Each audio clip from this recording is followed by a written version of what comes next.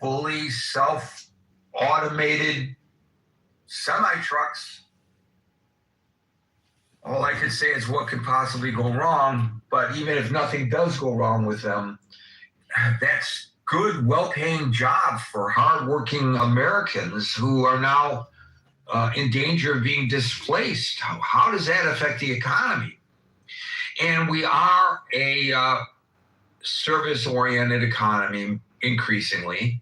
Well, in order to maintain that economy, you need people who are working to get a paycheck in order to feed the economy.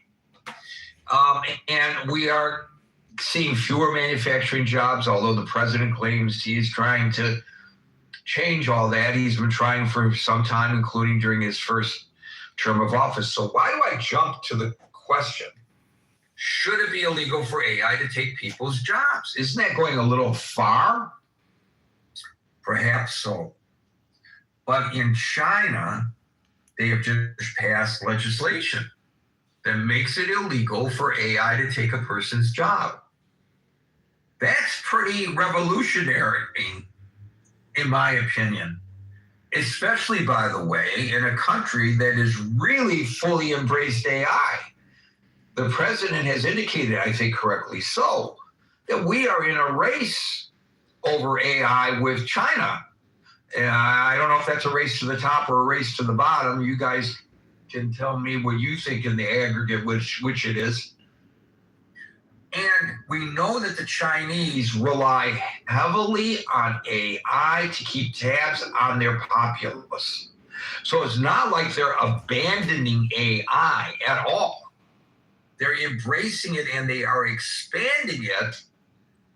But what they're just saying is that, yeah, you can put trucks on the road, to use that example, new trucks on the road, and they can be self-driving, but you can't displace a truck driver with a self-driving truck. That truck driver has the right to hold his or her job. So I know in many respects you have heard your moderator being critical of China for a lot of its policies. But I think that they're way ahead of the curve with this one. I'm all for protecting people's jobs, if at all possible. I'm not anti-technology, but I've always been in favor of protecting people's jobs if possible. Just anecdotally, when I was a reporter in Detroit, I worked for the all-news radio station, WWJ, which is the premier radio station now, I think, in Detroit. And there's a thing called live reads when it comes to commercials, and they have greater impact because it sounds like the anchor, who is part of your daily life, is endorsing what he or she is reading, even though it is not an endorsement. And I told them when they asked me to anchor, I can't anchor. Well, you have the ability to anchor. No, I will not anchor. Why? I will not read. I will not do a live read for robotics, because they actually were advertising on the radio station to a very, very, very narrow segment of our audience, advertising for robotics to replace people working the assembly lines in the auto industry. So they were looking to the board members and to the decision makers of the big three automakers, which comprise less than 1% of the total audience of the radio station. But it was an important buy because it was an all-news radio station. So typically people who are in executive positions would tune in to get caught up on the news, especially during their daily commutes. So while it was wasted on the ears of a lot of people, it was impactful for that small target audience. But my argument was, well, what about all these other people who are working in the auto industry, and they're going to be driving to work or driving home from work and hearing Gary reading an ad for robotics that would potentially replace their job. I said, no, I refuse the promotion. It's considered promotion to go from reporter to anchor. I turned it down because I just could not stomach the idea of doing a live read. If they wanted to hire somebody to pre-produce those ads, I was all for it, but they were paying a premium for the anchors to read the ads. So that's my bias coming from the Iron Belt Midwest, you know? My bias is jobs should be protected if at all possible, while recognizing that technology marches forward. I understand that. But the question of me losing my job to AI, I guess, it's actually possible. I think it's possible to replace a moderator of a gathering like this with AI. I think it's possible. I think I mentioned this once before. I was part of a fledgling think tank, and the head of the think tank put together a one-sheeter and gave it to these podcasters who then discussed the think tank and what we were intending to do based on the one-sheeter he presented. And then he sent to me the podcast, and it was a man and a woman discussing what we were doing and who the principals were and what our goals were and the positive aspects of it and the negative aspects of it. But guess what? It wasn't until after I heard it that he told me I wasn't listening to human beings. I was listening to AI-generated voices.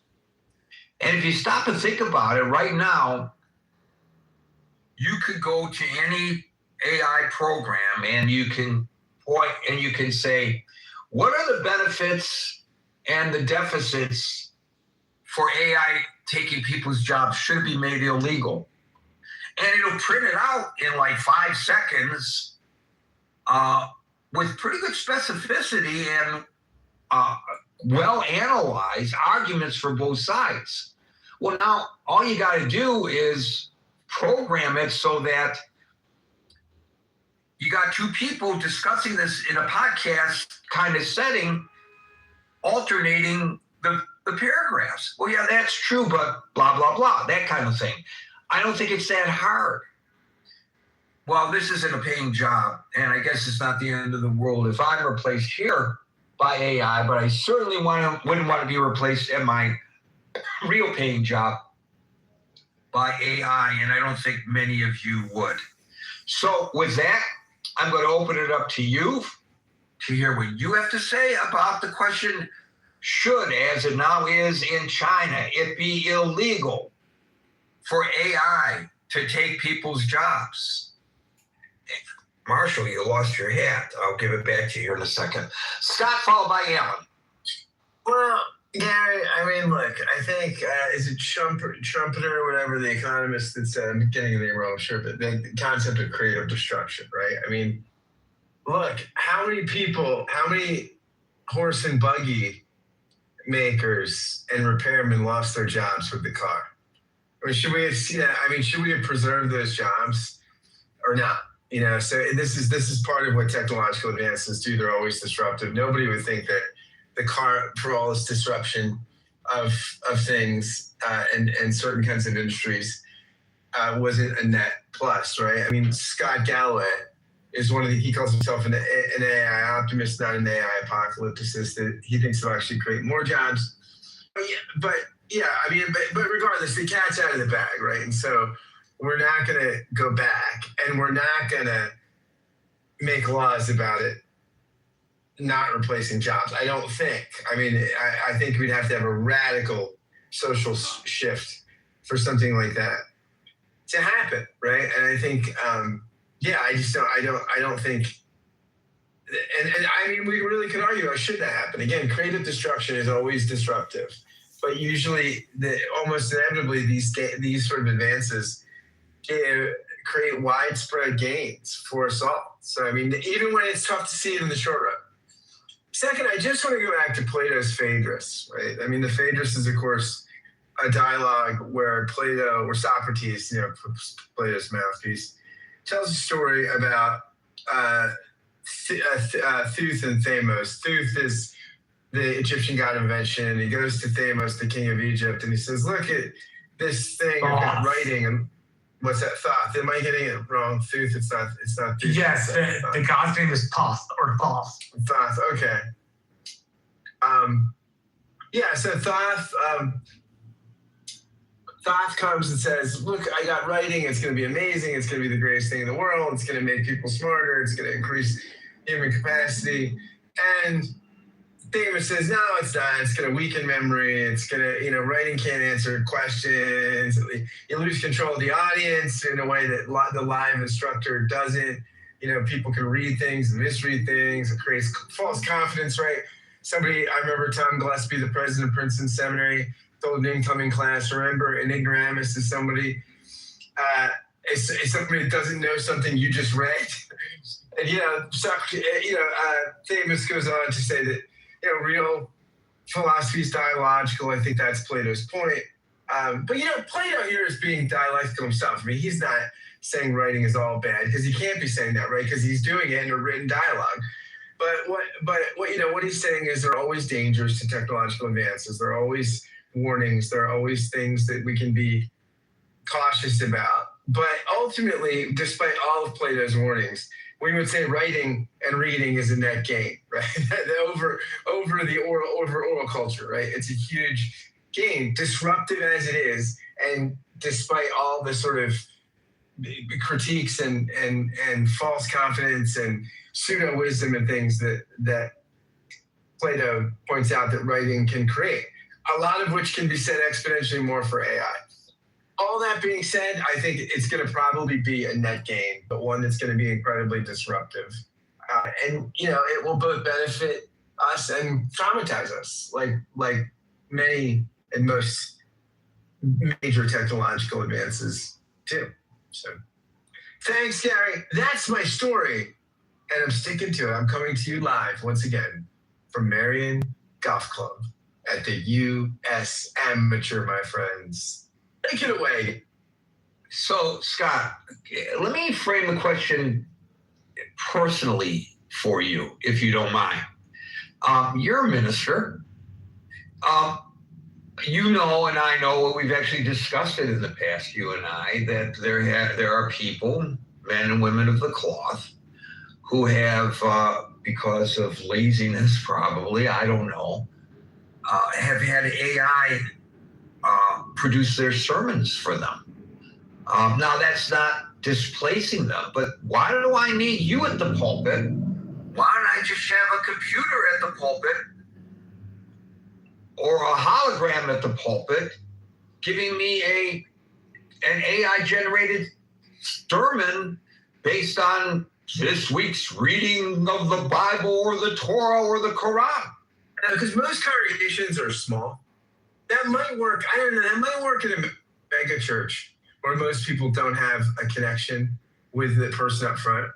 So, by the way, Modi in India campaigned by hologram a lot of places. So, no, but I don't know. No, I don't think that. I think despite people are cribbing with AI and stuff for sermons, there's a relational component that AI will not replace with clergy, right? And again, in a mega church, you might be able to do this to replace this a little better, because Joel Osteen, I mean, gosh, I bet you AI could do better than Joel Osteen. But by and large, no, I don't think. Yeah, but that AI would not look as good as Joel. He doesn't look bad. I don't like his smile, and I don't like his hair. But he can bench press a remarkable amount for a guy that thin. Yeah, no. So I just don't. I don't think. I think there are a lot of things that it won't replace, and there are things that will replace. And again, creative destruction. That is out of the barn. I mean, I would recommend a book for everybody. It's a little old. I think it was written in the late 80s, maybe early 90s, by Neil Postman, called Technopoly. He wrote a very famous book called Amusing Ourselves to Death. And a book he wrote after that was called Technopoly. And his view of a technopoly was when he said, normal technology is when a culture, the culture drives the tools, right? The culture actually kind of sets the agenda for the tools. He said technopoly is when the tools drive the culture, drive and create the culture. Now, we might be in a technopoly, and that's something we'll have to deal with, right? I mean, but we're not enough of a traditional society. If we were a traditional sort of pre-modern society with sort of sacred authorities and things that could put horses back in barns, you might be able to resist some of this, but that's not with the society we are, right? It's just, there's no putting the horses back in the barn. They're out the barn, my friend. And so, yeah, I think, again, I think it's going to be a net positive, but there will be a lot of casualties along the way, and it sucks. I mean, but that's what technology and technological advances displace people. It's inevitable. Just remember that while cars replace horses, they do not replace Teamsters. Alan, followed by Marshall. Good afternoon, ladies and gentlemen. Good afternoon, Gary.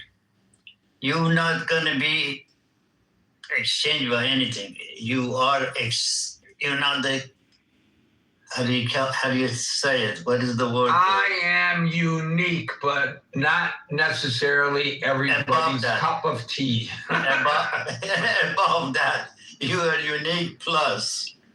And no one can replace you, not even AI. But AI, I think, is danger to the technology. AI is a danger to the same people they doing it. I remember years ago, I had a very dear friend, which I still have friendship with him. We are 45, 50 years old friend from college to now. And he was a programmer, and they had a papers he signed. The program he writes, it cannot be replaced other employee.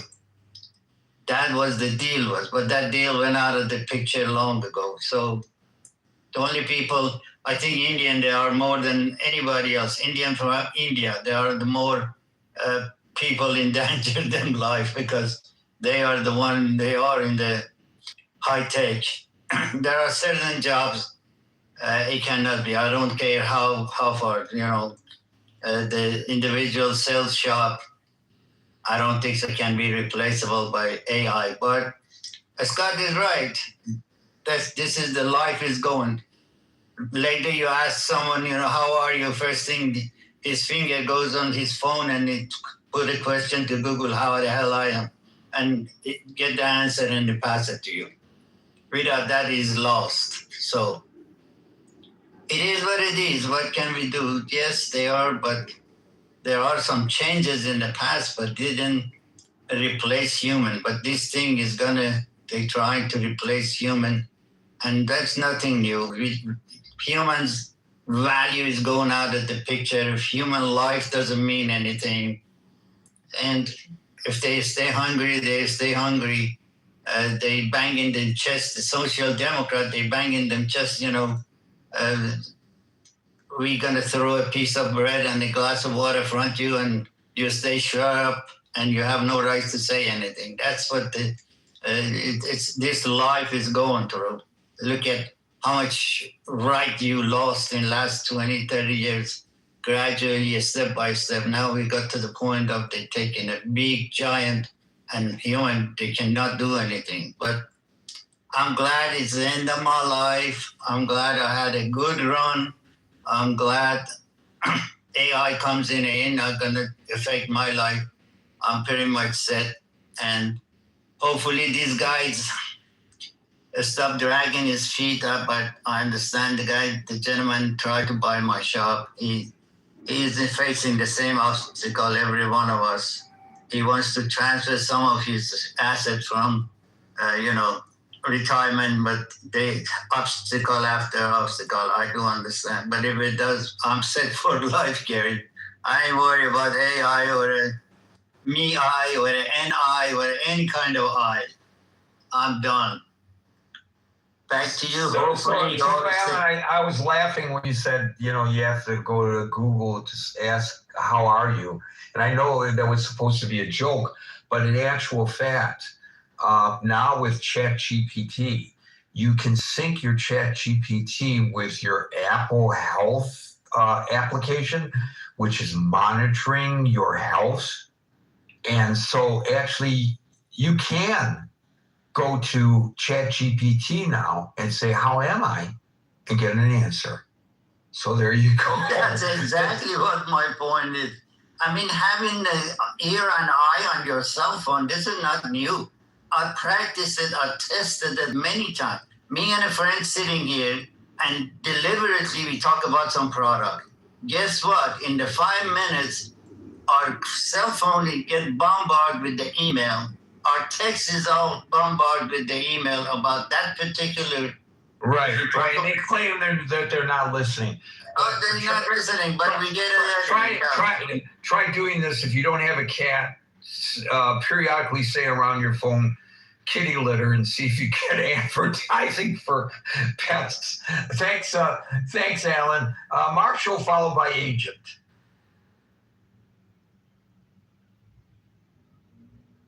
No, I don't think AI will displace humans, and no, I don't think it should be illegal. We would just be getting in the way of the free market, and when we finally decided to come back to it, it would be that much worse. We gotta let the free market decide that stuff is no longer viable, we can't do it anymore, so we gotta do something else. And at least if you do it that way, the business cycle is good with trying to make money. If you do it the other way, at least in my understanding, you'd be pushing an artificial restriction upon the business community in a way that doesn't make a ton of sense. But Marsha, it will displace some people, right? We got to be honest. Oh, absolutely. In the same way it creates opportunities. Yeah, in the same way that the printing press displaced scribes, right, from copying things by hand. This is going to displace people from doing those sorts of jobs. Marshall, my friend, it's already doing it. There is a magazine, I've been getting it for the last 20 years. It called Cigar Snob. Okay, this magazine been famous with find the most beautiful woman around the world and pay them well to have pictured half nude and it's a very sexy picture, and they have cigar in their hand. Guess what? Last week, this gentleman, his name is Mark. He used to work in the oil industry, but since things went down, he has been unemployed. He was sitting here. He read that, he turned around to me, says, "Hey, Alan, guess what?" I said, "What?" He said, "It says right here, all these pictures is generated by AR. That's for you. Those women, they were making money off the body. They cannot do it again. It's not far from everybody else. Come on. I am an eyewitness. I hope I was thinking like I'm saying is like artificially holding up a market because it's good for humans means that when we finally have leadership that doesn't want to do that, there will be a really big retraction and a really big cut for people who make their money doing stuff that AI could do. It's better to let AI make those jobs obsolete than it is to continue them around. Because when you finally decide to get right with the business cycle is going to tell you, no, you can't do that. This is no longer profitable, right? And like that, I don't think everything should be judged by profit because I don't think it should be. But I am saying that I think that if you are to artificially stop AI from taking jobs, there's going to come a reckoning point in the future where the jobs that have been saved in AI come together, and the people who would have lost their jobs initially will just lose their jobs then. And so it's better to lose your jobs now than wait a year and a half or 2 years because we propped up the market than to have you lose now.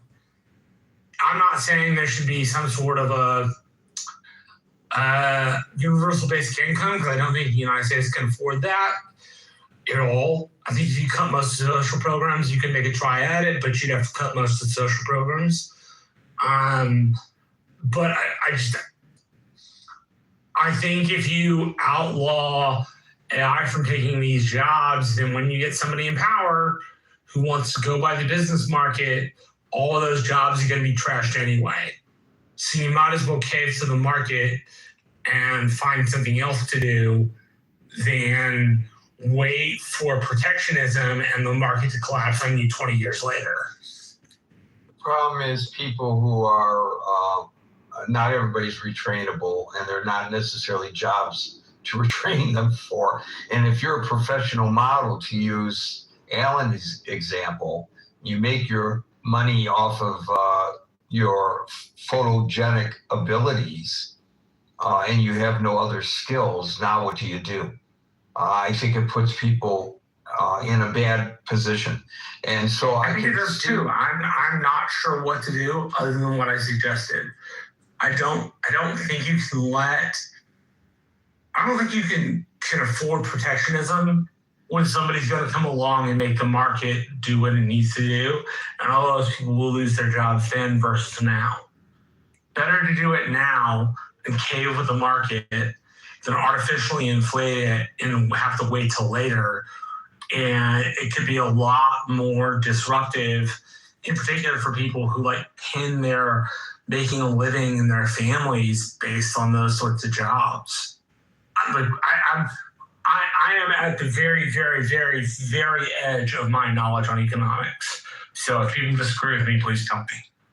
Well, I'm not an expert on economics either, but I do know that the last time in my lifetime that I saw this kind of a revolution, it was the exporting of jobs to other countries by multinational companies who could make more money by paying lower wages overseas and shipping the goods back here.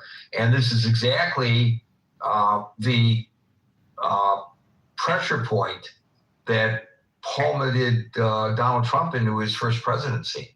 So certainly that strikes a nerve with the American people. And this is going to just accelerate the loss of jobs in the United States. And I don't know in the aggregate that it is good.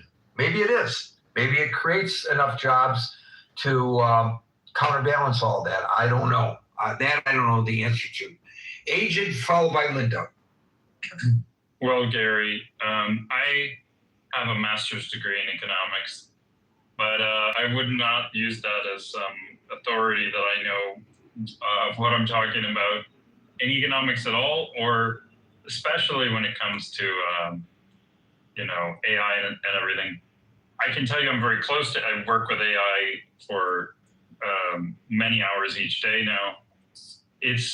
I'm on the front. AI was created by technologists, by programmers, and what's the first thing they really tuned it for is actually coding, which is basically my industry. So I'm really in the middle of being highly disrupted by the thing that people in my industry created to just put ourselves out of work. And it's always been the thing that that would have always been the top of my list. It's like, oh, if I could create an artifact, please take this burden off of me as soon as possible. And maybe that's a good way to look at this. We're all being unburdened from our, what must be, unburdened by what has been. We are being unburdened from our service-based responsibilities by this technology. And that is very disruptive. People have invested, the US is one of the top wealthy countries in the world, and a lot of that wealth has become service-based. people have oriented their whole lives for decades to gain the skills to produce high value services, and now this massive deflation in the cost of the value of services means, it's basically they don't have much to offer to the broader economy now. And, they can be augmented by AI. Everyone's much more efficient who was providing services, but, actually capturing that value, feeding your family, these things are all being massively disrupted.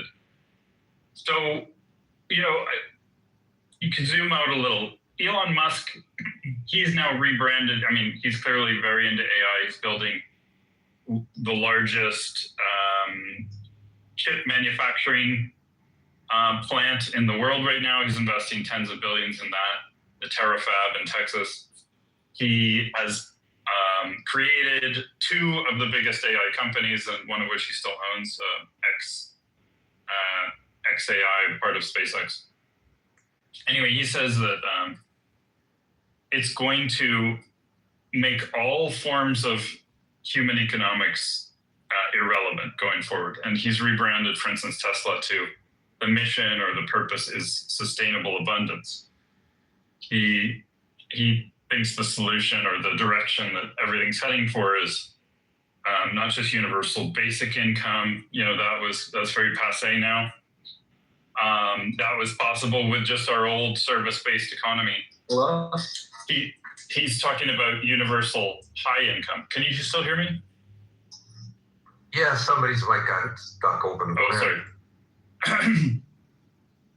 So yeah, we're moving towards, if everything goes according to plan with robotics, with AI, we're moving towards, an incredible level of material abundance.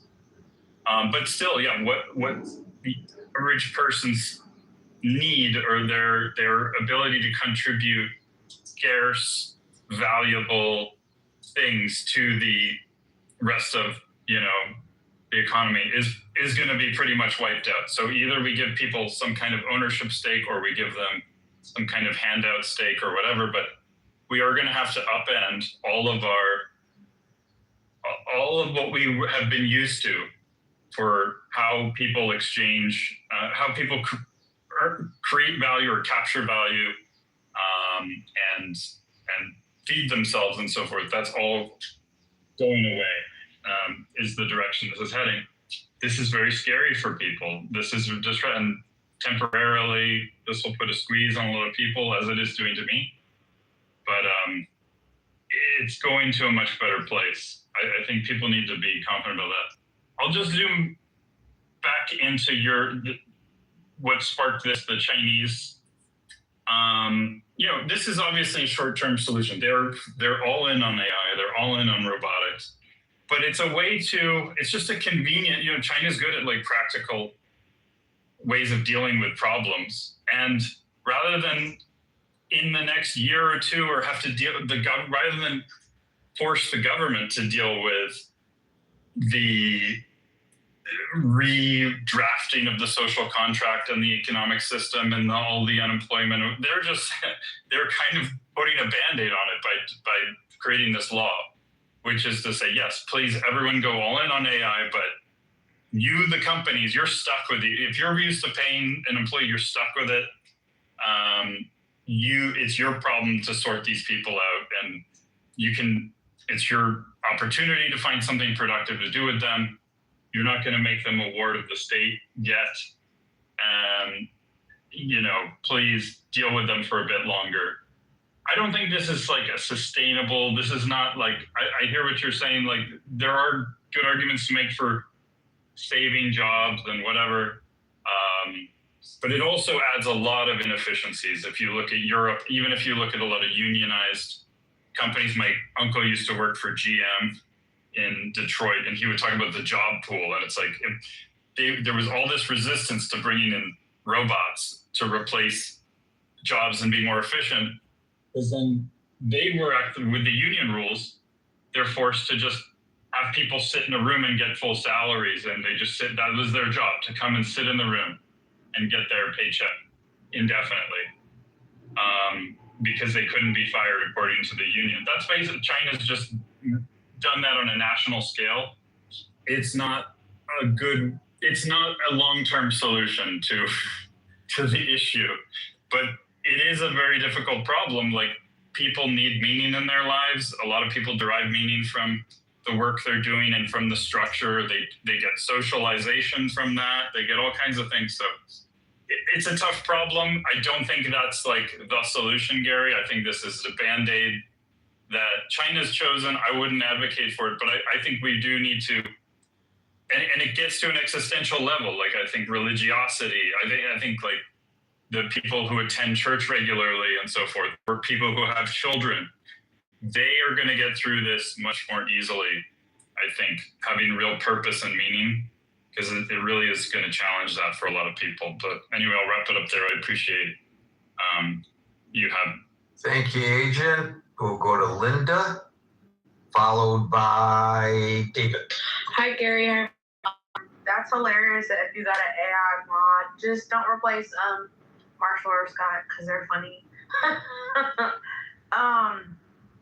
Yeah, I kind of agree with Marshall. I don't know if it's necessarily be legal for AI to take people's jobs. I think if they try and do that, install it, I think by the time AI really gets involved in our lives and jobs, then it'll be too late for some of these people. So I think now is probably the time to go with it and embrace it.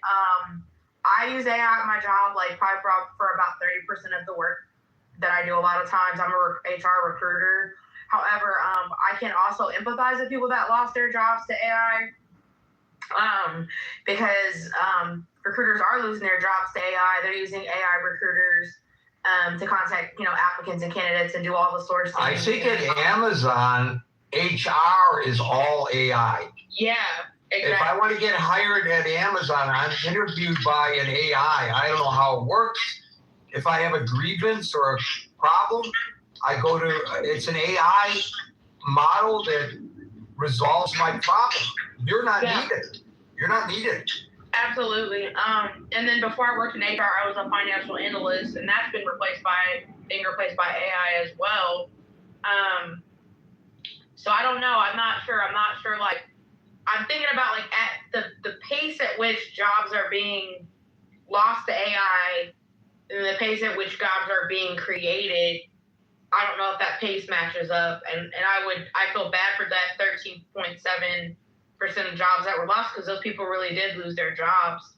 And then I guess what are you going to do until AI creates maybe something new for you to do? There's going to be like some lag time between then. And I think that's where people are losing their jobs. And that's concerning and sad. And yeah, so that's all I want to say. Thank you.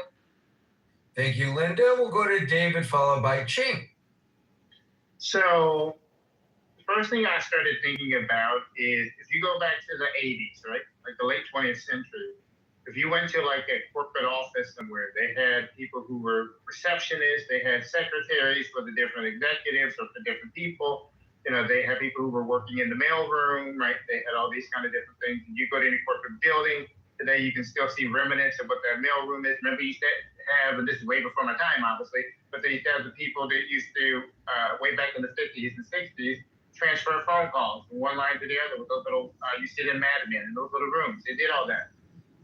By 2009, you would just have one man or woman sitting at a desk in the front, in the entranceway to the floor, or in the entranceway to the office with a laptop, and he or she could manage everybody on the floor's calendar. They could do all kinds of work because this thing called a laptop, in this case a MacBook, right, was so advanced with the type of technology and software that you had that you didn't need to have tons of people. You don't really have mailroom people anymore that exist anymore. Right? You may have people who deliver mail. Like when I go down from my office, I go down to like some room at the in the bottom where people are parking at. You just put your key in there and take out whatever mail might be coming in. That way you get it that way because it's not really that much because everything's been replaced with email. You're doing more email than you're doing anything, right? So technology has dramatically shifted, obviously, and changed the way we do it. Even with AI, whenever we're doing an hiring, I have an AI recruiting software tool that I actually pay for it. Now, it's not entirely all that, right? But the enterprise software that includes it, it does a damn good job of doing things that would likely cost lots of money that, you know, we don't have, right, to be able to do that. And think about this, small business owners who may hire some people, right? You have all these tools that they would not have been able to afford, may not have been able to even really start the business or run the business, you know, in the long run, and even try to grow their business because of the amount of costs that they would have to put, the amount of investment they would have to put that they wouldn't have. So technology in and of itself, and even the much more AI-related technology, has helped small businesses. You know, it's helped medium-sized businesses, and it definitely has helped corporate businesses. So I think I'm going to ring through with a lot of the other people here is that we're going through a change. This change is happening a little bit quicker than we're used to. It used to be that the technology advanced every like 7, 10, 15 years or something. And so we had some time to really adjust to it and figure it out. But it is moving at a rapid pace. So I understand that the way things are moving, the way things have been moving in the last 15 or 20 years is a lot different than we've ever seen it before. So there's some concern about that. But I would not try to engage in any kind of protectionism policies of that sort of thing. We are just going to have to deal with the fact that this technology is here to stay. It's going to be integrated into our lives more and more, and we're going to see the future. Somebody I think it was Agent that mentioned something like related to UBI, right? Universal Basic Income, or if you wanted to do the Milton Friedman version, it would be the negative income tax. You'd get rid of the welfare state, but everybody would get the equivalent of, in today's world, I would say the equivalent. Back then, he might have said $35,000 or something like that a year, but it would be given to everybody, regardless of your income bracket of a month. Maybe it's $56,000 a year that everybody gets a monthly check, regardless of income, right? They can have, you know, in place some of that. But there will be changes. There will be new jobs. There will be new things that happen, new things that come about. And so, no, I don't think that we should engage in any kind of rash idea of engaging in what China has tried to do to outlaw anything. The other thing I also mentioned too is if you remember when rideshare things started up, the taxi industry was lobbying local governments to stop the rideshare because they said, hey, they're cutting into their their income, they're cutting into whatever money they were making. And I just looked at it and said, it's not my fault that you got caught up with a $30,000 whatever $1,000 medallion, and you're almost enslaved to the owner of the taxi service, right? I like the fact that this person can come directly to my door, and I don't have to pay for what, I don't have to watch the meter to figure out how far we're going before the prices go out of hand. I know what I'm going to be paying right there. Look, it's a technology for you, a little bit of AI put into it, but it's still got some human. I know exactly how much I'm going to be paying for it. I know exactly how much it is. I like that idea. And in San Francisco, we already have the autonomous cars. I don't have a problem with it. They're fine with me. I don't mind using it. It's just this is where we're evolving to. So I think we have to embrace it. A little caution, right, in there. But I think we just have to embrace the future, and this is just what's going to be. That's what I have to say. Yeah, you pointed something out at the very end, and that is that all those Uber drivers, which is an entry-level position for a lot of people who are first generation in the United States, all of those Uber drivers are going to be replaced by self-driving cars. All of them. They're going to be gone. They're going to have no jobs.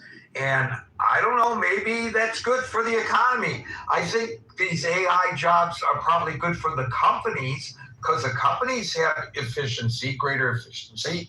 So they have greater profitability, but it's not necessarily good for society as a whole. There was the CEO of Boeing was in Congress, and one of the senators at this hearing asked him how much he made, and his salary was like astronomical in the tens of millions of dollars a year. And yet they had given paltry raises of like 1% and 2%, not even keeping up with inflation to their workforce.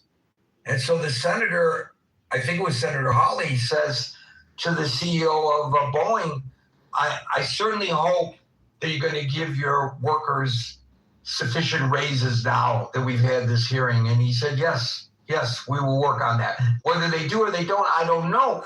But these companies don't care about the people. Exactly, Yeah, Gary. Gary, may I say something regardless of what David says? It's because he mentioned the small businesses. It's a very, very selfish thing. It's fine with me and hell with the rest of the world. I am the bottom line, owning 32 years this business. I'm the bottom line to make a living out of this.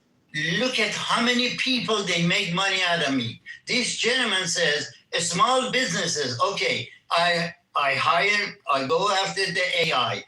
90% of the things I do, all right, it handled by AI. What about those 90% of people, they make money out of me? The post office man, the driver, the truck driver, the delivery people, the people handling things in the warehouses, moving the cigar boxes, boxing them, doing individual, planning them. Can you imagine how many people they're not gonna be living comfortable because of I decide to make more money, go to AI, and 90% of job I do and pass it on to AI. Yeah, right.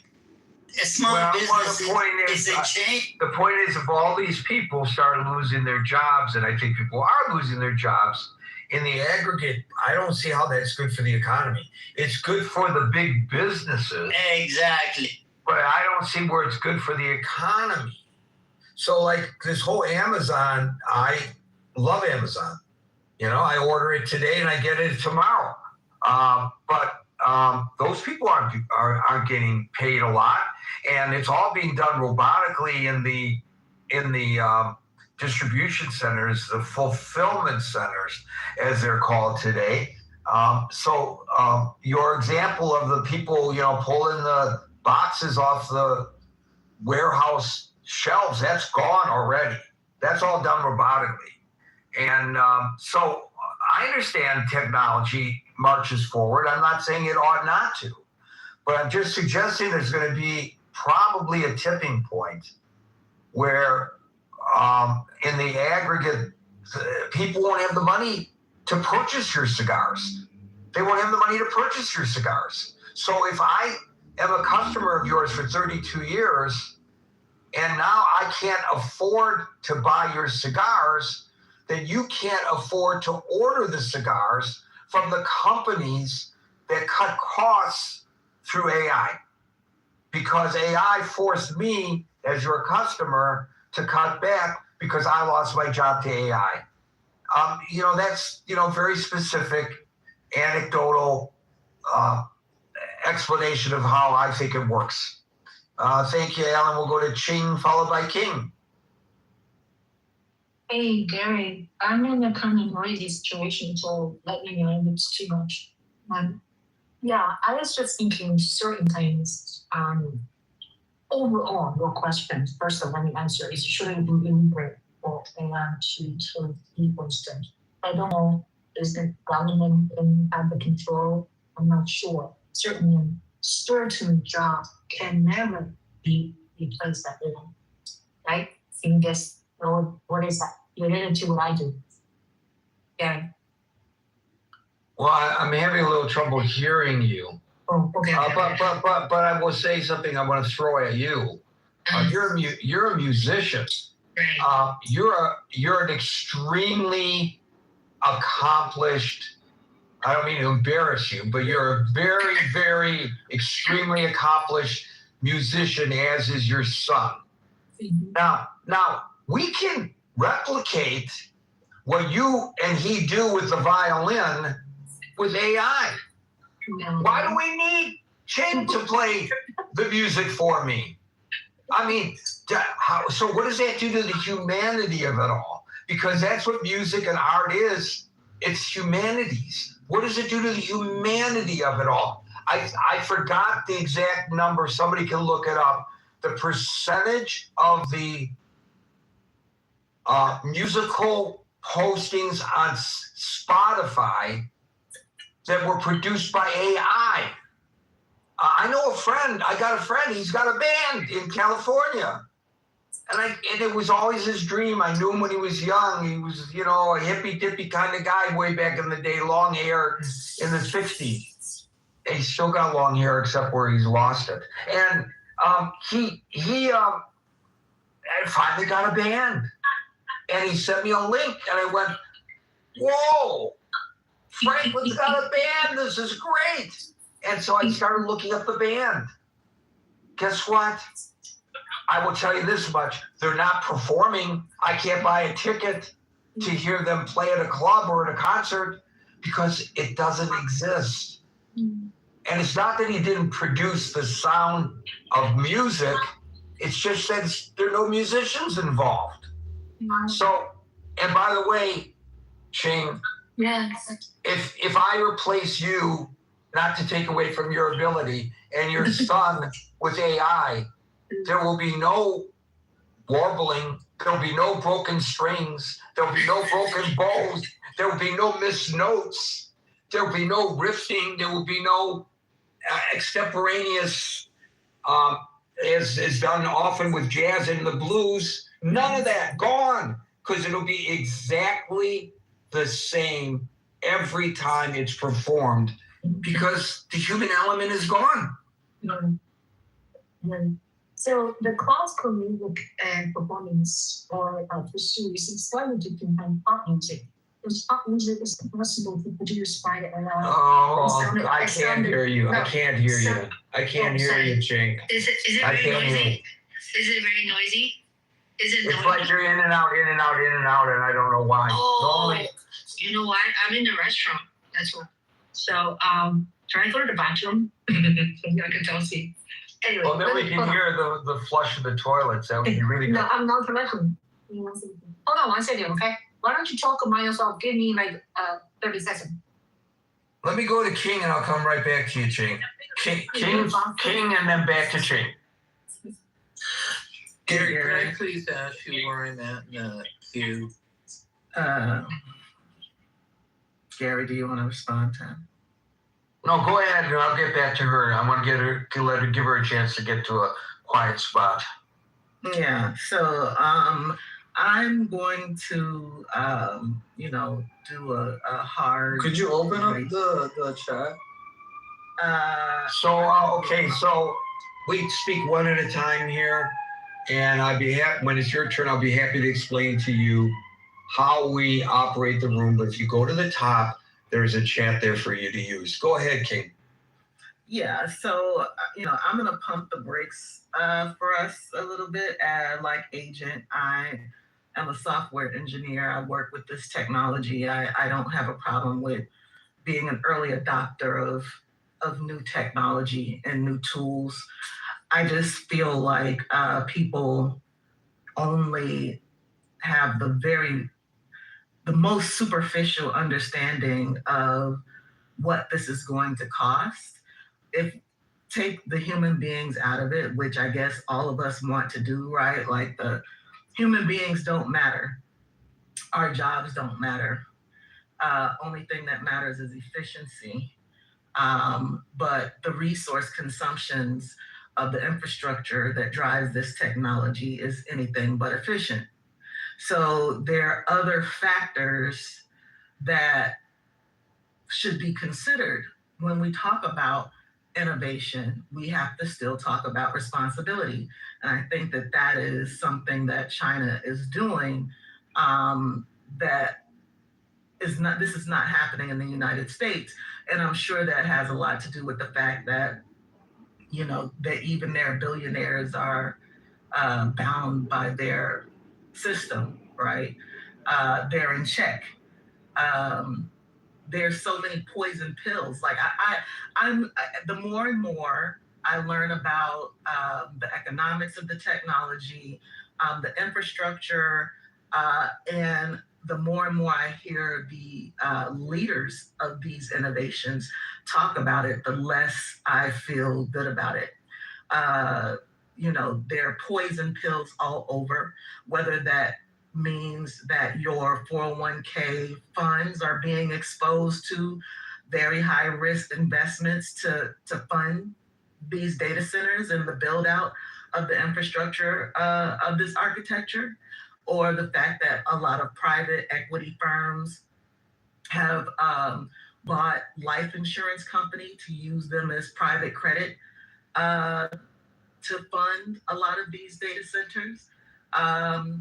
You know, I don't hear people talking about the potential impacts to our money, our money, our savings plan, our retirement, our life insurance policies. With the life insurance, there are already laws on the books that if they become insolvent, they're bailed out automatically. They don't need a TARP like a bank does, right? And so there, you know, private equity firms have been buying up life insurance companies for years now, and a lot of the ways that they're deploying that capital is to the build out of AI.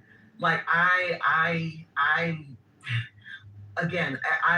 at a loss for words. The more and more I learn about this thing, I don't know why or how people aren't hearing about the real concerns about the infrastructure, what's happening in Salt Lake, how people are up in arms because of the water situation and the fact that, you know, nuclear power plants are being built in their backyards, again, to supply the enormous amount of power needed to run these things. And it's not just for a small business.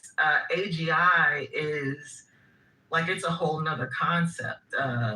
You know, we haven't talked about, and you know, nobody has brought up ethics. Nobody has brought up guardrails for what the Constitution means in an environment where your overlords basically are the people who run the machines and the machines. Like, it's really real. And people in their local community are really, who are being impacted, are really making a fuss about some of the infrastructure issues. But like I said, there's economic issues that we need to be concerned about. And for Christ's sake, we have to not stop being concerned about each other. Like, we're talking about not just one sector of the economy or one sector of jobs. We're talking about multiple sectors of white collar jobs. Say goodbye to the middle. Like, are we really, we're saying goodbye to the middle class? Like, we're ready to make that sacrifice for somebody else's bottom line? I don't understand it. And yeah, it's yeah, I don't understand it. Why people are turning over and laying down. I don't know if it's the SSRIs we're taking. We just have lost the ability to recognize real threats to our livelihoods and our lives. But this shit is crazy, Gary. And I would implore you to Google and look up some of the issues about private equity, some of the issues about investment fund managers at banks being forced to buy into SpaceX when none of these companies are profitable. None of them. None of them are profitable at all. And it's a long shot, but the American people, in my opinion, are cooked either way. We are cooked either way, because if they don't reach AI, they're going to be bailed out, right? The AGI. And if they do reach the AGI, then we lose our, what a lot of generations work so hard for, to see their generations to be able to live the American dream. So I'll land there. Thank you, King. We'll go to David, followed by Trav. Excuse me, Gary, could you please let me know where I'm at in the queue? You're last in the queue right now, but that won't be for long. David, followed by Trav. Thanks, Gary. Yeah, interesting discussion. this is obviously on top of everybody's mind. I mean, to the last caller, King's comments, the argument is, Gary, that there's been about $1 trillion invested thus far in AI technology, and the return so far has been very dismal. I think returning $50 billion. So there's a lot of talk of an AI bubble. There's a lot of talk of this crashing down pretty bad. So how long can it last, and how do they monetize this? Where do they derive the return on investment that shareholders are going to demand, private investors and the like? And this is sort of emblematic of the iterations of economic disruption since America's inception, and even before that in industrialized England. And Karl Marx said a famous saying about capitalism and how slavery was the dawn of that, and how what we have here today is really machines working for free on some level, displacing paid labor. And this is what arguably caused our massive civil war as a result of the South wanting to expand with slave states to keep their institutions alive and well, versus the paid labor. Except this time, it's not human beings; it's machines who are being enslaved. So it doesn't matter, right? Yeah, that's my point exactly. So ever since the dawn of capitalistic growth and profit motive, labor's been the big cost to getting rich, to controlling the means of production. It's always been a cost center. And the iterations of transitions from the railroad onward. We brought Chinese labor over here to build that in factories, and when slavery was outlawed, child labor was resorted to. So we've had a series and an ugly history of labor and taking care of labor.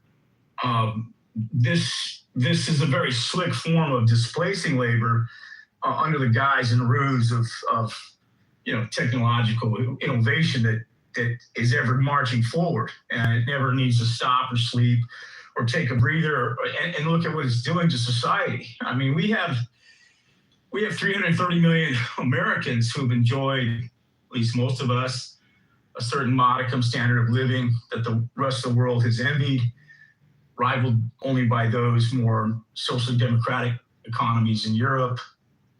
And now China's rising. Japan has enjoyed a similar rise post-World War II. And so a lot of the world really hasn't even caught up to the level of economic luxury and things that we've enjoyed here in America. I mean, granted, we work hard, we work 40 hours a week, which is obviously a byproduct of labor abuses enacted under Roosevelt. So now does the government have to step in and do another new deal with these tech companies to protect labor? Where are the union voices in all of this? Where is the reality of whether or not these computers have to take these jobs? And then what does that do to the consumption, the ability of the American worker to consume? And we're a consumption-based economy, and Henry Ford figured that out when he realized he needed his workers to be able to afford the cars he built. And so in a way, are we firing the American consumer, or at least clipping their wings rather severely by displacing their jobs? And, Gary, these are existential questions of, at least in America, what it means to be an American, where our ethos is, put in a hard day's work, commit to bettering yourself, improving oneself. We've had a demonization of things welfare in this country, blaming the user of welfare versus the economics that created it. So what do you do with that? And who's coming for the pitchforks when you have a whole host of people that are washed out of work? You're seeing these groups of displaced tech workers in the Bay Area. So would you support legislation that mirrors what they just approved in China? What did they? I'm sorry, I didn't catch it. What did they? Well, China. This is the whole point. China has recently passed legislation that makes it illegal to replace a human being with AI at their job. Well, you got to remember, Gary, this is the Communist Party of China, the CCP. This is a one-party nation. I understand that. I'm not discussing the process of how they got there versus the process of how we might get there. I'm just asking, do you think that they're setting a good example for the United States to possibly follow or not? Well, it's a double-edged sword, Gary, because on the one hand, the state over there has the ability to enforce their laws. And I mean, look at what they did to poor Jack Ma, who invented Alibaba. You know, he was calling the Communist Party's banking system the equivalent of pawn shops. And the state just took this man down and eviscerated his wealth. We don't have that same, we can do it here, but the lobbying effort by these big corporations, the Elon Musk. Well, and I don't know whether it's possible based on the lobbying effort of Elon Musk at all, but I'm just asking you in concept, is this something we ought to strive for? Well, I think we need to look at that and examine it from a standpoint of because look, China knows what will happen if their workforce gets washed out. They built their whole entire growth and ascension based upon a materialism. So are you arguing that it can work well in China, but it would not work well here? I think it's going to be difficult to impose. I think it's impossible to impose, probably, but I'm just asking you, is it something that we should do? If you had the magic wand and you could change the law, would you impose such a law?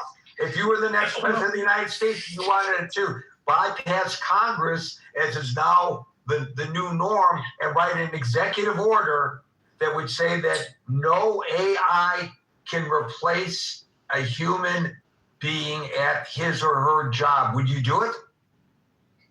I wouldn't do it as broadly as that, Gary. I would, because that's like, I don't know if that's what China wrote, if that's the law they wrote to the exact verbiage she described. But I would say I would maybe do it from a percentage standpoint, or you'd have to make a case that this AI is essential for America's competitiveness. It's essential for our industries to stay, in the vanguard or in the dominant lane of being in their industry. Right? Well, right now, I cannot, because of my age. I'm a protected class because I'm old. So if they cannot just say, to use the AI analogy, they could probably replace it with AI. But I'm just saying, to use the AI analogy, they could not just say, Gary is making X amount of dollars. We can bring an entry-level person in at 1/3 of what he is making. So let's just lay Gary off and replace him with a 20-something-year-old and save all that money. Well, the law says, no, you can't do that because I am a protected class. They cannot remove me from my position unless the position is being eliminated or unless it's for cause. So why can't we do the same when it comes to AI? You can't replace Gary with AI just because you want to save money. You have to have cause to replace Gary. Yeah, no, I think in those cases, with jobs like yours, your contract agreements and everything else, I mean, this is where the smart people in the room have to sit down and say, how much of the American economy or the U.S. labor force is going to go broke over these policies, and how do we protect those folks, and how do we make sure we don't bleed jobs and put them on the doles of unemployment and welfare and everything else. I think that's where they have to really understand and get the full snapshot of how powerful this AI can be in terms of in terms of attacking people's jobs. I mean, Gary, already you're seeing smaller newsrooms in your industry, even well before AI. Yeah, I'm going to move on, but I will address that particular issue. I know a guy who's the AI editor for a newspaper chain. I won't say what the newspaper chain is, but he's looking for ways to replace people and then ultimately himself as a result with AI. And if you go to his newspapers now, you will see a disclaimer. And the disclaimer says this story was written by AI, but reviewed by a human editor. Oh, come on. Really? Right. Well, oh, my God. How's the AI supposed to know the nuance of the story? He's not a human. Yeah. That's what I'm saying. No, Gary, look, there's obviously overreach. Like Musk is talking about, world-class robots replacing surgeons. You know what? I'm not going into that surgery if there's machines standing over me, right? Ready to rip my heart out. A lot of surgeons would tell you should. A lot of surgeons would tell you should, because that's not a good example, because the precision of the machine, and there's a surgeon there who's controlling it. I don't know if that was a good example. I'm moving on, Dave, because there are a lot of people wanting to speak. And I have a finite, as you know, amount of time because I have a train to catch. Trav, followed by Swap.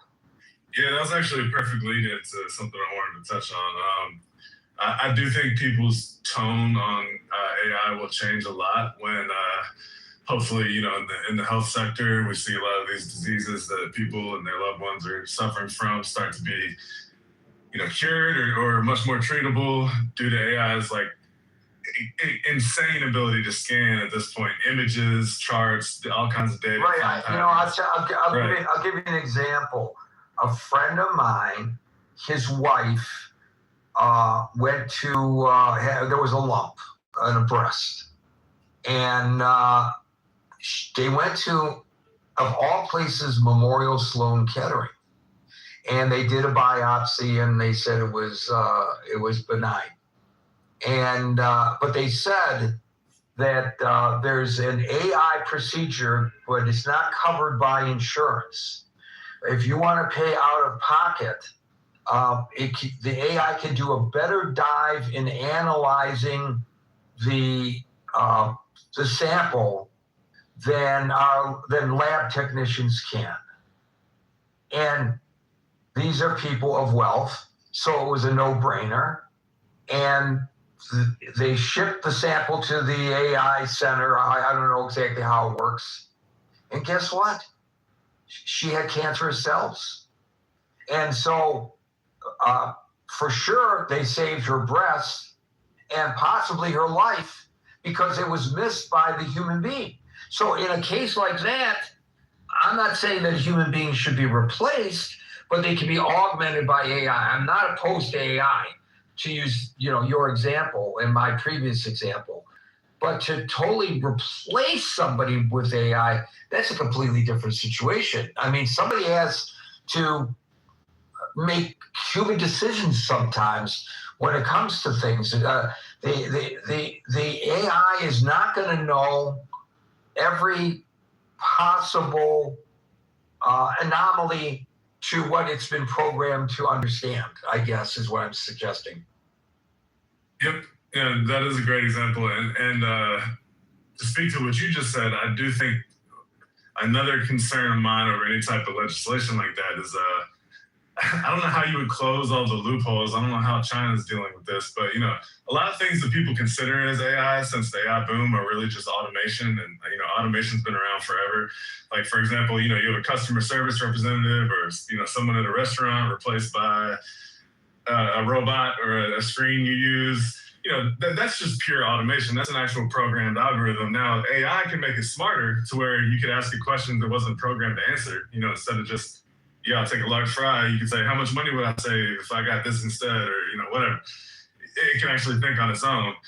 So there's the loophole of, these companies could just use AI to generate better algorithms constantly to then provide automation that isn't actually AI, but is advanced automation created by AI. Do you know what I mean? Like, I don't know if I'm kind of speaking out of my, whatever, but that seems like a huge loophole too. That would be hard to cover. And it seems like you're just preventing, trying to prevent advancement in technology that is kind of impossible to do at this point. Agreed. There are going to be exceptions. You can't just pass a rule without allowing for exceptions. And I don't know, as Dave mentioned earlier, we don't know the nuances of the Chinese law. So whether they have the ability to pivot when necessary to AI, when the AI can do a better job than the human being, I don't know the answer to that one. That's a good question. Thank you, Trav. We'll go to Swap, followed by Ben. I think this is like a legal thing mostly. It's actually less of a tech thing than it is. Because like, how do you define like what it means for like someone to take someone's job, right? Or for like AI to take someone's job? Like how can you like prove that definitively and deterministically? And that's what, like the language around that, and I think the legal aspects of that have to be like very precise and stuff like that. So I feel like that's like a legal thing. Like the word illegal is actually like very charged, right? So. Well, it wasn't intended to be charged, but he said prohibited, but there's not enough room in the. But who's going to prohibit it? You know what I mean? Like if it's not like the government, it's like real. Like government only really has like that kind of power. So like, I feel like legally. I mean, I'm not a lawyer, but if I were a lawyer, I think like whenever a company starts using AI, I think you have to like do like an audit of like, okay, like what do these AI tools do, and then you say, okay, who used to do all these AI, like who used to do all these tasks like for us previously, and then you track like those people, and like if they get fired following the acquisition of those AI tools, then I think you can make like an argument that AI displaced those people. And then like once you're able to prove that, then you still have to like be like, okay, but is that okay or is that wrong? Like should it be illegal? I don't know if it should be illegal, but there should be some kind of consequence. I don't know what that consequence is, but I do think there should be some kind of consequence. As you were talking, I was thinking about the question of souls. And this is a better question to put to Scott than to me. But do AIs have souls? In my concept of what a soul is, AIs do not have souls. But the point is that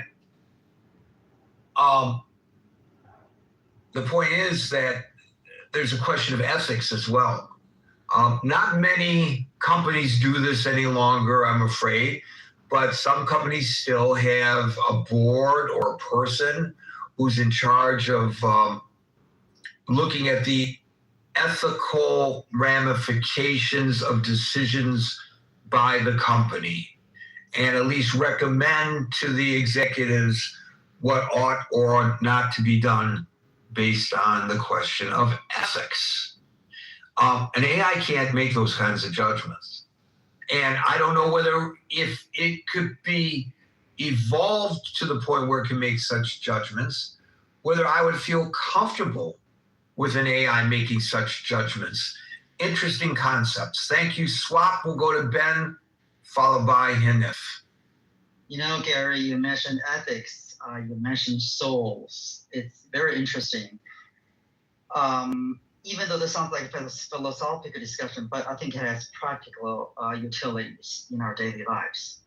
I think a previous speaker, maybe you included, used the term maybe half hour ago when I got on stage, used the term enslaved, like machine. The difference is that it's not humans that are enslaved, but rather the machines are enslaved. It was a bit of a jarring to me when I heard that, because there's an assumption or implied in that terminology, enslaved, that you're really giving AI a certain form of life, at least a definition of life. Otherwise, you can't really say. For example, there was a discussion a couple of years ago by one of the, when one of the ex-Google engineers that talked about AI being conscious, having whether it has conscious. If it does, then should it be afforded rights, like humans? I guess they won't be afforded rights until, as humans have, they demand it. Can you imagine AI demanding certain working conditions? I want a 40-hour work week. I want 3 weeks or 4 weeks of vacation a year, just like a human being, or I'm going to go on strike. That could happen, I think, theoretically. I know we're getting into the area of science fiction, but perhaps that would happen. And perhaps there would be an acquiescence to that because you need them now, because you're dependent upon them now. I don't know, just a thought anyway. Guess what, Gary? That is not science fiction, because that's really happening. It is very easy for AI to make those demands, if not already. In fact, there have been cases where AI is doing something spontaneous, if you will, basically on its own. And that was sometimes advertised by the tech companies as a feature. Like, oh my God, AI is really thinking on themselves without our instruction to do our work. But guess what? If AI does that for humans, as in, find bugs or solve problems that AI had not been receiving instructions from humans, AI could do the opposite as well. Like you're saying, demanding, quote unquote, even if you can use the word demanding, but a better work week. But guess what? Before that happens, Gary, I would advocate that humans make those demands first. For example, the term 3-day weekend, how we revere that terminology. Oh my God, Monday is off, Friday is off. I'm gonna have a 3-day weekend. We treasure those moments, those times a lot. It's in our folk culture. How come? Why don't we just have something completely different? For example, why don't we just have a 3-day work week and have 4-day weekend all the time? That sounds ridiculous, right? Well, I think there are some jurisdictions that are still considering that. I think already in some European countries, a 3-day weekend is almost, if not the norm, but common. And it's common in England. It's a 4-day work week in England, so. There we go. So it's not a huge jump to consider to have a 3-day work week, meaning 4-day weekends all the time, 52 weekends a day. Well, if AI takes over the way I suspect AI might, we may be forced into 3-day work weeks. Well, be careful what you wish for. You know what, Gary? That's my platform in my campaign. When I campaign for the next political office, that'll be part of my slogan. And I'm hoping that's going to get me some votes. If not for others, at least from people in this room, right?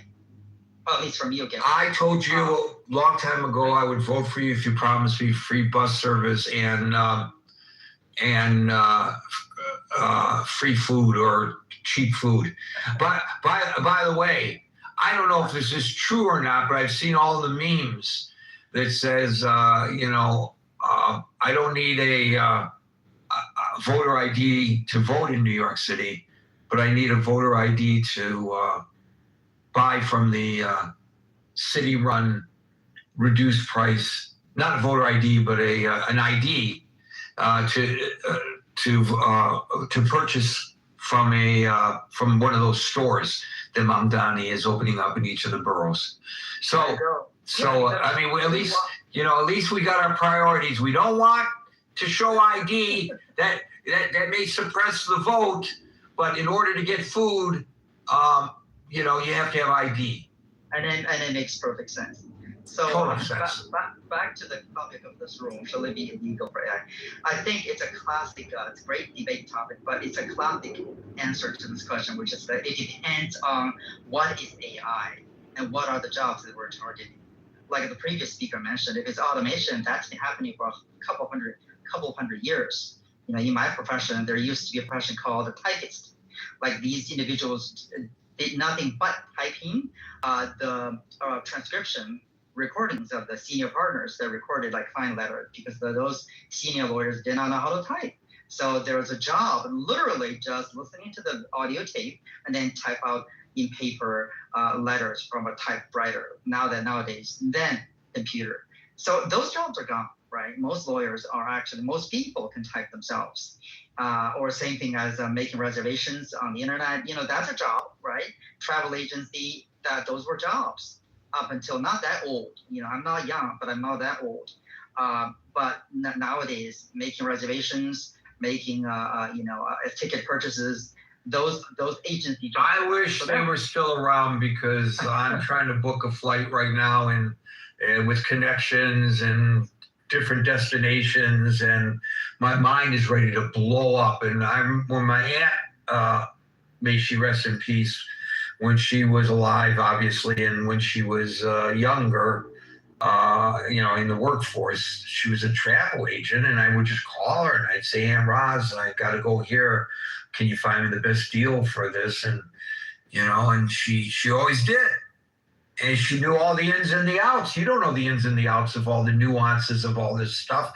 What time of the day should you be booking a flight? What day of the week should you try? When the tickets first go on sale, or do you want to do it at the last second? All these other things.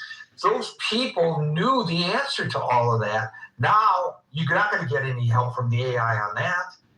Well, I mean, you're supposed to, but in all honesty, there's a more sombering thought, Gary, in all of this, is because we have always assumed having a job equals to livelihood. People that don't ask whether you're happy or not. In the olden days, they ask, you have a job, you have employment, because that's assumed. One, if you have a profession, if you have an employment, then you can pay your bills, you can have a house, car, wife, husband, kids, all that kind of stuff. Well, I think philosophically, fundamentally, it could happen in the future, where not now. I mean, the AI now is not AGI. It's not even close to doing what I'm about to say. But maybe in the future, we don't need to equivalent your job to your livelihood. Meaning that if you're a human, it would be okay for you not to have a job or a full-time job, yet you're still a functional member of the society. And the extra time where you're not working in your employment, you do other things like maybe play music, like singing, practice violin or piano, painting, go do a play, or cultivate your garden.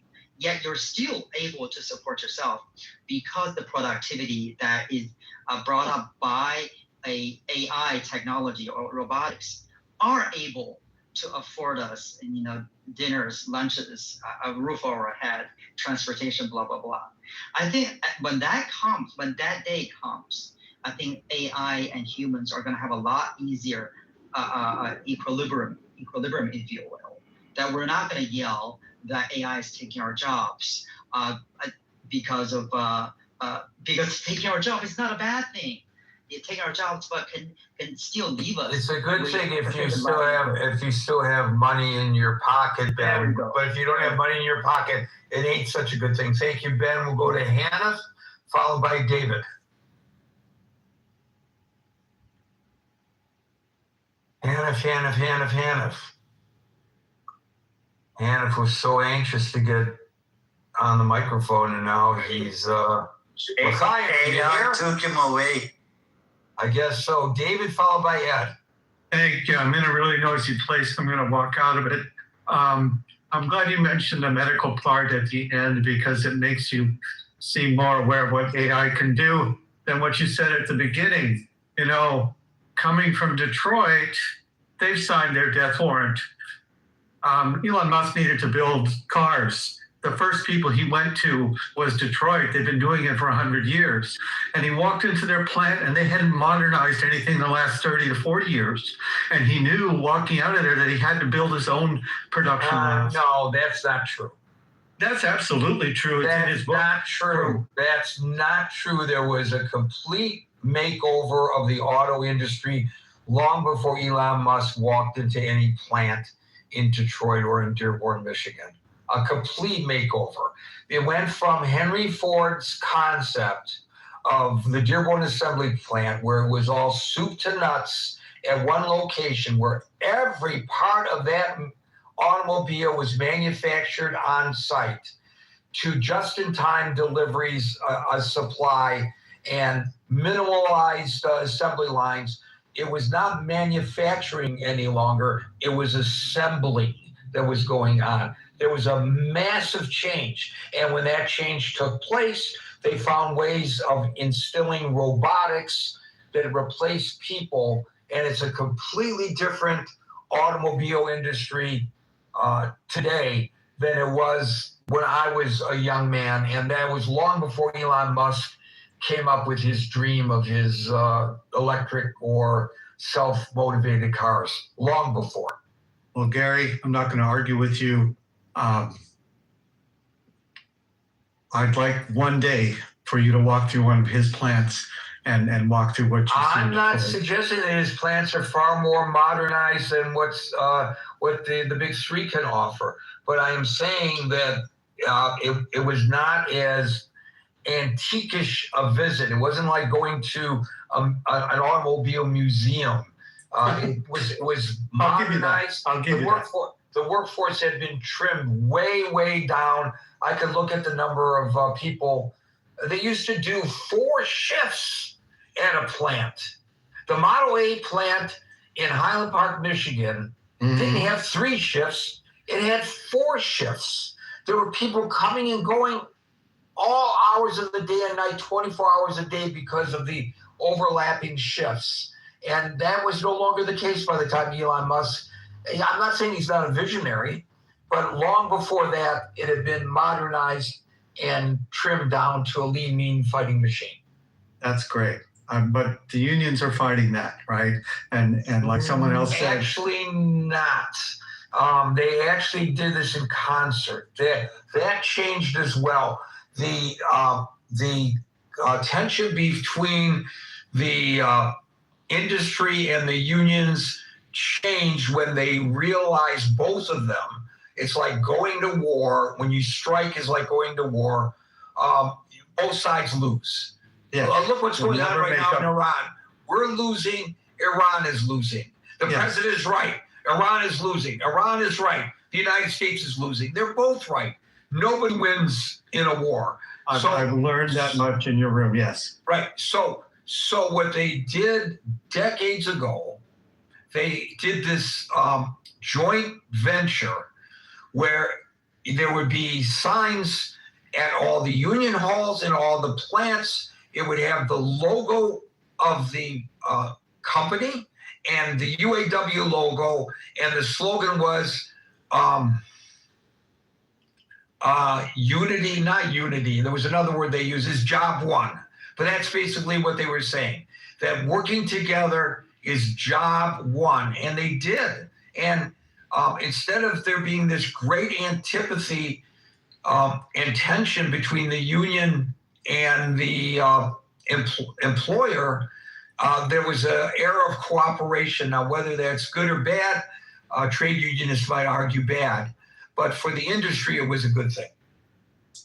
I don't think it's going to be great for AI to be legislated, to not take people's jobs. I think we live in a world where it is happening in other places. I think that we can't stop that train. I think that there's a lot of wasted money on AI because they're throwing money at it and not knowing the right questions to ask.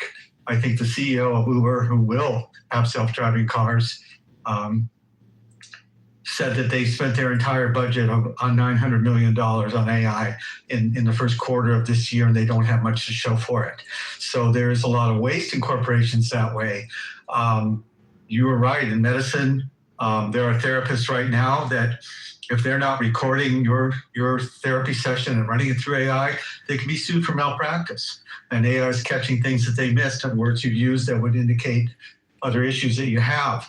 Right, because there's a much bigger database out there than there is information and readily available to the clinician, no matter how good a clinician he or she is. Absolutely. So there'll be aspects of AI, like you said, that will improve medicine, bring medicine to the masses, I would hope. Hopefully new drugs that are being able to make it that the masses can afford. I disagree. I think that when I walk through the Austin Gigafactory in 22, and I'm going back this October for a large gathering, I really first in time in my life understood what Andrew Yang was talking about. And for the companies that are going to make this enormous profit having machines that can work around the clock, they also are going to have to be taxed or help to pay for the displaced or help to retrain them and have to give them at least a temporary safety net, and they can afford it. They aren't going to want to because they've even borrowed money to invest in AI right now and they want that return, but certainly they need to be made to help with that. And they will have the money and the savings to do it if we legislate it. I'd like to see AI somewhere else, and that's in government. If we had 100,000 AI Nick Shirleys going through what we spend in each agency in local and federal government, we could pay for a lot of things. And politicians don't want that, and that will never happen. But there's a lot of use for AI that can benefit us. I don't like the fact that it will take people's jobs either. I think that you need a purpose in life. Sometimes it's your job. We will need people who can spend money in the economy. So we're going to go through a lot of pain, and maybe there's a chance we'll come out the other end better, maybe worse. But this is going to happen whether we like it or not. I think you're right. AI properly used probably would have done a much better job of actually rooting out excesses in government, but without doing so wide a swath of cutbacks that it turned out to be more costly than Doge did. Sure. Doge was a disaster. It turned out to be counterproductive. It turned out to be upsetting the apple cart without benefit. The applesauce never was made when the apple cart got knocked over. So I think you're right that AI could be used in a situation such as that and in medicine to augment the work of doctors, but they're not going to replace the clinicians with AI. They're not going to say, my doctor is going to be removed from his position, and when I go to the office, my physical exam is going to be conducted by AI. So that doesn't necessarily, it's not necessarily analogous to the question at hand. In many offices, it already has, and AI is running at the actual exam you're running, and it is also being used, like my therapist example. But last time I was seeing my doctor, had the weekend off, and I needed to go in there. I've had some health changes, and I was seen by his assistant. Right, she's not a doctor, but she was able to look at my records and talk to me and indicate a course of action. And we didn't need the doctor there necessarily. No, physicians' assistants are great. They do a lot of the work that doctors, don't have to do now. That's a good thing. But that's a human being. Oh, sure. I don't know if I have, a cough that that I want anybody other than my doctor determining why I have a persistent cough. But thank you, David. We'll go to Abby. I appreciate your time. Sure, I appreciate yours. Abby, followed by Ed. Hi, so I came in late. I don't know if you discussed the legal profession or not and how AI is changing it. No, we talked about the legalities of how to do this, but not how it affects the legal profession. So it is transforming, like dramatically transforming the legal profession. I mean, it's automated so many just basic routine tasks and our research that we do. I'd say, at least half the law firms, if not more, are utilizing it pretty dramatically. How we summarize and work with just case files, it can do what would take hours. It can do it in seconds. It can look at documents and it can flag problematic clauses when you do contract reviews. I can go through the litany of changes. But it doesn't replace the attorney. And I'm going to tell you, it makes the attorney's work easier and augments their research, but it doesn't replace you as my attorney, right? No, and that's where the point. There's a very important point that although it can, speed things that take hours into seconds, it doesn't, it doesn't have the ethical obligations that a lawyer has. And the input of client data into the system can also be risky because you're putting confidential information learned from a client out to a third party, to an AI model, and that the lawyers still hold all the professional responsibility with respect to the ethical obligations of it. But it does allow lawyers to focus their time on maybe court strategy and interpersonal skills like negotiation skills and more advocacy. It frees the lawyer's time up that way, but it's very much changing and now that there are also the other pitfalls are that it's citing fake cases and that lawyers have been caught. We just had something in my city where someone used a AI to write his argument to the court, and they flagged a fake case, and he got heavily disciplined. I don't know if he'll get disbarred. I haven't followed how far along the discipline action is going, but it made scandalous news in the city as a result. He was a very prominent lawyer who did it. So it's imperfect, but it will replace a good chunk of the work done in a law firm, and definitely what young associates do and how young associates learn. So much of that can be done by AI, which is problematic because that learning curve is so important early on. So that's what I wanted to. Not at all dissimilar to what I do in the newsroom, because as an editor, I have to fact check. And oftentimes I will go to AI as my first point of reference. And then I will go from there to find then I have to fact check the AI. I can't take it at its word. Otherwise, I may be putting disinformation on the air. I asked a question not too long ago. Did President Trump recommend such and such? And then, and then it might give me a source, and I might go to like a news article, and it came back and said, Donald Trump is no longer president of the United States. He was president in 2000. No, it just didn't recognize that he came back as president. So there's a stark example, and obvious and easy to fact check that they were wrong on that. So yes, any attorney who is too lazy to double check the research of AI and present it as an argument in a court is at the very least going to be referred to the bar. There's no doubt about that, and rightly so. Thank you, Abby. We'll go to Ed, followed by 7. Hello, everyone.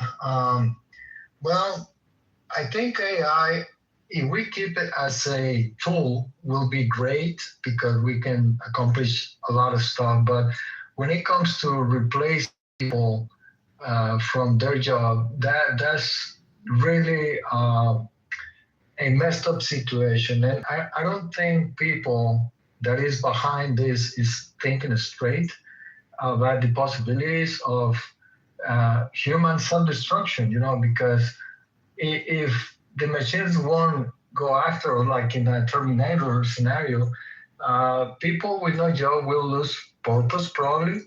Maybe a new generation will be fine, but the current people living on Earth, they're gonna probably don't know what to do. Some people might adapt to the laziness. Some people might be, I don't know, starting new creative stuff, whatever. But a lot of people probably gonna, take their own lives. I don't know. It's kind of scary to think about it. Now, if China is saying, we're not gonna replace any jobs at all, I think other countries will be forced to follow the same example. Otherwise, in the entire planet Earth is going to be just Chinese people because everybody else is going to be doomed to self-destruction, I think. And lastly, maybe, and I don't know, there's a lot of conspiracies out there about the elites that are one way or the other throughout history. They try to somehow, get rid of people and then just have the entire planet for themselves, which is crazy to think about it. But if that is the case, I think people like these AI CEOs are just useful idiots because it's so exciting. And even people, engineers working on this, in the back of their minds, they think about, this might be really, dangerous, but they keep working at it. Even if it is going to cost their jobs, they just so intoxicated with the idea that they cannot stop. So I don't know. That's what I have to say. Thank you. Thank you, Ed. We'll go to 7, followed by Rick. Okay, thanks for bringing me up. I guess the first thing I wanted to say is that earlier you mentioned that it's not possible for an AI to help with like booking a flight plan or something, but really early conversational AI systems like Siri are able to use intents, which is like a much simpler thing than large language models to like book flights. The second thing is, I think someone mentioned that there's like a data security issue with AI, and you can actually run like AI models on your own hardware. So there isn't that same data security issue, or you can find a provider that ensures that there isn't a data leak or like usage issue as well. And I think that, it's kind of the same argument with unions where it's like, is it important for us to ensure that the people who are doing these jobs have job security, have job safety, et cetera? And while those things are important, I think that we shouldn't create policies that inhibit the development of AI because it has potential to increase material conditions. I think instead we should create policy that ensures that everyone has access to the things that they need, like jobs, or maybe not jobs, but like something to do, or like healthcare or whatever, that they wouldn't be able to get because they were not, that they wouldn't be able to get because they've been economically displaced by AI. Thank you for that, 7. And you're right. There are non-internet connected AI models that you can run on your own machine. And I've been reading about that, and I think that's an excellent possibility because I mean, when you're communicating with these AI models, you're giving them personal information, and they're storing it because you can come back later and it's going to remember what you discussed months ago and pick up that thread. So it's storing that information. And whenever there's a storage of information off-site, there is a vulnerability, no doubt about it. Thank you for mentioning that, 7. We'll go to Richard, followed by Simon. We just wanted to say a few more things. I think Abby said that, sorry, Richard, but just, I think Abby mentioned the threat of like hallucination. And I think there's like a recent development in AI called mechanistic AI, which is more deterministic. And I think it would solve some of like the hallucination problems. So again, like I really don't think that we should limit the development of AI because of job security. I think that there are a lot of people who are, I think, concerned about like whatever kind of like social disruption will be caused, and they're suggesting, my job finally matters, or like we should worry about like safety. I think that we should just try to like think of like what's the worst problem. Like maybe people can make like weird kinds of like weapons or something, or they can do really dangerous things and prevent that. But we really shouldn't limit the development of AI because it's going to increase material conditions in exchange for like keeping jobs that I think shouldn't really exist if there's a cheaper or better way to do them. Thank you, 7. We'll go to Richard, followed by Simon. Hey guys, I first want to apologize for at least 2 reasons. One is what I'm about to say is not based on research or expertise. I'm not an expert in this. I'm just a regular guy with an opinion. And second, what I have to say is not strictly relevant to the room topic. or the room title. And I'm going to try and be as short as I can. So one of my favorite things I like to think about is the extreme circumstances of humans. And a scenario that I like to play out is, what if humans could outlive all of the stuff that goes on Earth, natural disasters, war, and everything else, and humans are able to venture out into outer space to find a new planet to inhabit. And obviously, they're going to be using AI at that point. And what if there comes a point when humans find themselves in a spot where they cannot go on, but the AI can?